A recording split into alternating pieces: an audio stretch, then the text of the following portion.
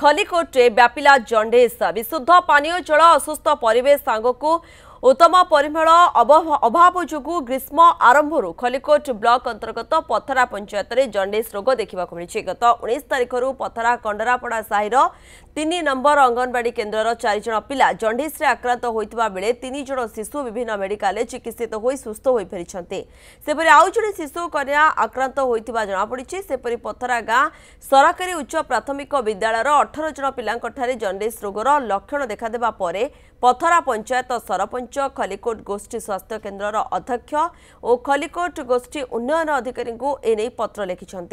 यापर स्वास्थ्य विभाग कर्मचारी तत्परता प्रकाश करी उच्च विद्यालय छात्र छात्री रक्त नमूना संग्रह कर परीक्षा पठाई। स्वास्थ्य विभाग अधिकारी पथरा गाँव में पहुंची स्थिति अनुधान कर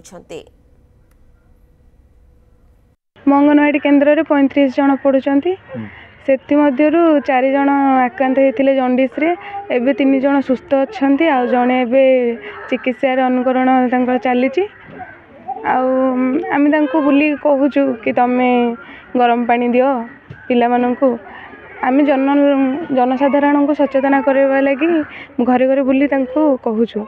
एबे तो दंडिस की चलती प्रति पिला को दंडिस से डर पिला कड़े दंडिस तो भावुची आ सरकार एटा बुझी हाथ आम बड़ पुड़ार हाथ हलदिया पड़िया आखि हलदिया पड़िया आ परिस्रा हलदिया करथला जाइली मेडिकल शिशु विभाग मेडिकल ब्रह्मपुर मेडिसिन कंटिन्यू करुच्ची।